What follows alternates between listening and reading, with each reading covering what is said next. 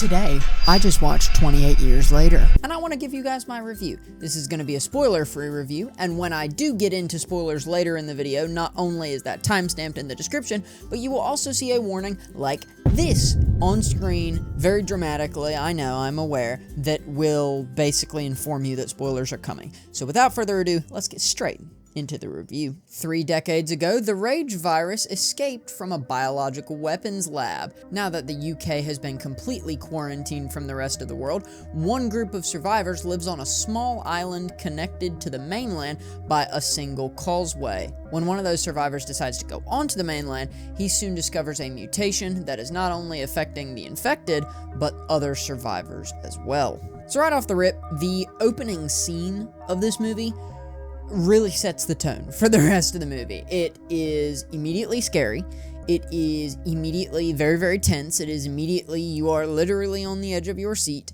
It is immediately bleak. I'm just going to be perfectly honest with you. It is immediately, it gets right in with some kills in the first couple seconds.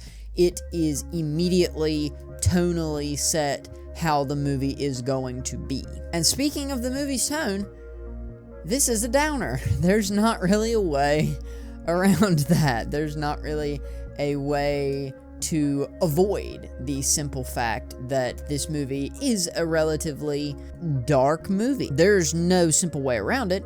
This movie tackles some heavy subject matter. It's a good story while asking good questions, and I think a lot of people get really, really bogged down by the symbolism of the movie online. Like, I've seen a shocking amount of 1-star and half-star reviews that say that the symbolism doesn't carry forward the story at all, and I agree, just symbolism alone can't carry a story.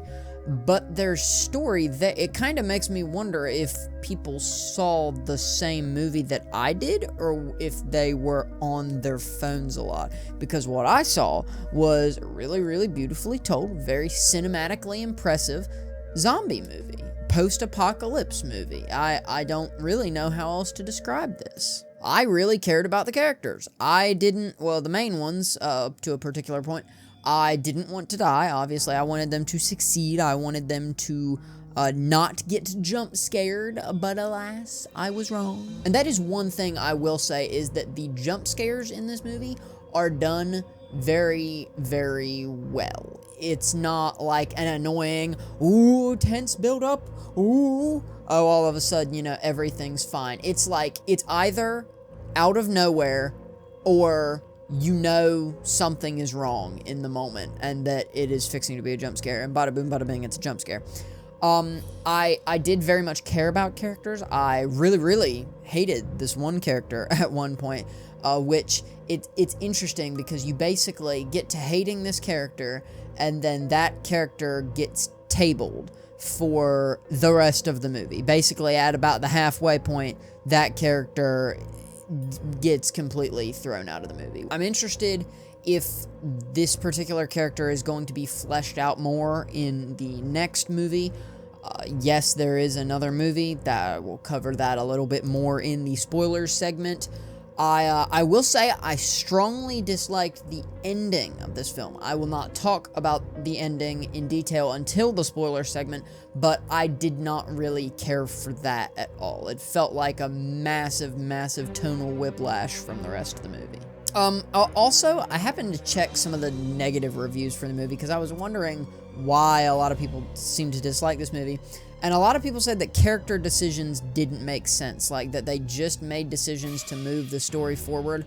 I didn't really see that but like once. I saw that one time where it's like kind of, okay, yeah, they need to move the story forward a little bit, but I don't really understand why some people were getting hung up on that. I thought that it made mostly sense, other than 1 or 2 minor decisions that don't majorly affect the story outcome. And last thing before we get into spoilers, the runtime was perfect. This thing should not have been any longer, because I would have been sad, even sadder than I was by the ending. And I would have been annoyed if it were any shorter, because it would not give the proper amount of time to build tension, build characters, etc., etc. Oh, and one last thing, the zombies, why were they naked? Why were the infected naked? They had almost no reason to be naked. Except for the one. And even then, it's like, what the heck? Why? For why? Why would they be naked that much? Anyways, before we get into the spoiler segment, if you like zombie movies, go watch this. If you liked 28 Days Later or 28 Weeks Later, go watch this. If you like horror, go watch this. If you don't want to go watch a downer movie, or if you like your movies to be happy and hopeful, don't watch this. If you don't like stressful movies, don't watch this. If you don't like movies that make you want to jump out of your seat 2 or 3 times throughout the movie, don't go watch this. That is my general guide to if you should or shouldn't go see this. Without further ado, that concludes our spoiler-free segment. We are now going into spoilers, so please click off the video. You've heard everything you need to hear if you don't want the movie spoiled for you. I'm not going to get into major spoilers, but there are going to be spoilers. I'm going to talk about the end of the movie. So you have been warned. 3, 2, 1. The ending of this movie really sucked. I really disliked it. It basically turned into a Marvel movie for the last 2 to 3 minutes.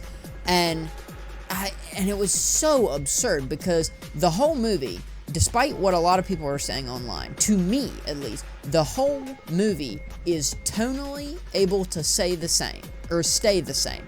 It's a very grim outlook on the world. It's a very, frankly, depressing situation that they're in, so that tone feels the same throughout the movie, even if they're cracking jokes, because that's the thing I don't think some people understand online, is if there weren't any jokes in a movie like this, no one would go watch it. It would be hard to keep people in seats because it'd just be like, man, this is such a downer. So there were some legitimately very funny moments in this, some moments that I didn't expect to find funny.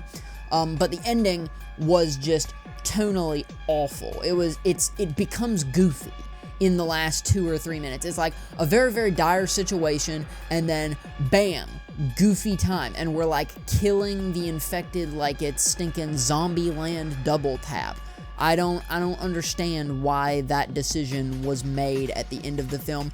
I personally would have liked it if the film just ended at this one moment. I think it would have been perfect if a particular character was running, got cornered, saw a guy, the guy was like, hey, how are you? Movie ends. But instead, he's like, hey, how are you? Mind if my friends trick shot on the infected? Like, it's absurd. The last 2 to 3 minutes are absolutely absurd. And unfortunately, it is setting up a sequel. A sequel that is probably going to be coming out sometime early next year. That is incredibly annoying to me.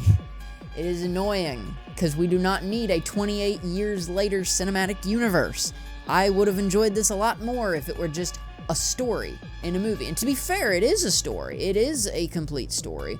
But I especially, oh my gosh, especially the way one character was treated, I really, really disliked it. I liked the way the character was treated up to that character's death, and that's why I'm trying to tiptoe around it. I'm trying to not straight up say who it is. That character's death is very narratively unsatisfying, and to be fair, that is a character decision. That's one of the 2 character decisions throughout this whole movie that doesn't really make that much sense to me. It's kind of like, okay, why did you do that? And last but not least, there's a character that we meet about halfway through the movie, and we stay with this character for a bit. This character probably is actually in the story for 15 to 20 minutes, and admittedly is a very funny character. Seeing how someone, I'm going to try and tiptoe around it, from not the UK, somebody from it's a military person. A military person